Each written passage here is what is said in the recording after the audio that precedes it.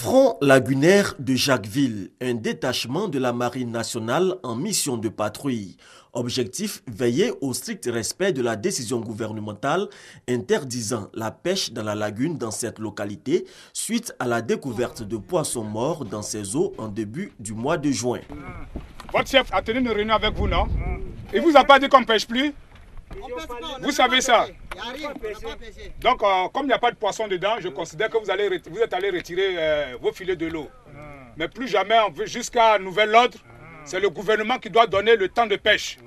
Pour le moment, on est en train de voir comment, pourquoi est-ce que les poissons sont morts sur l'eau. Pour les populations de Jacquesville comme pour celles de Dabou, la tempête est passée. Il s'agissait juste d'un phénomène naturel périodique qui n'a duré que quelques jours. Quand il fait beaucoup chaud, une fois que la saison pluvieuse commence, l'eau chaude descend automatiquement sur la boue.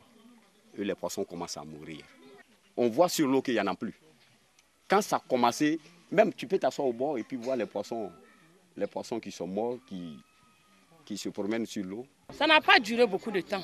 Moi seulement, les temps que j'ai calculé, ça faisait une semaine. Après une semaine, on n'a plus vu. Le drame, c'est que des pêcheurs véreux ont commercialisé ces poissons morts. Au quartier Bastos, nous avions rencontré une famille qui aurait été intoxiquée.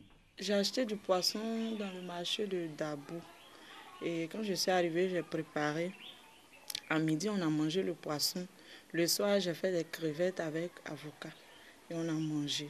Quand on a mangé le lendemain, c'était diarrhée suivie de vomissements. Les enfants me disent qu'ils ont mal au ventre. La petite et moi, nous, on a été hospitalisés. Des deux, je ne sais pas au juste ce qui nous a intoxiqués.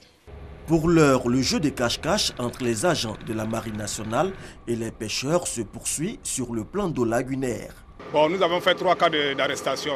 C'est des cas, vraiment, il y a des gens qui ne comprennent pas, ils forcent, puisqu'ils se disent quoi? Ils se disent que, ils ne font rien que de la pêche, après la pêche, ils n'ont pas d'autres activités.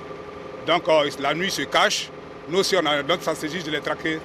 Donc la nuit se cache et puis clandestinement ils viennent pêcher sur l'eau.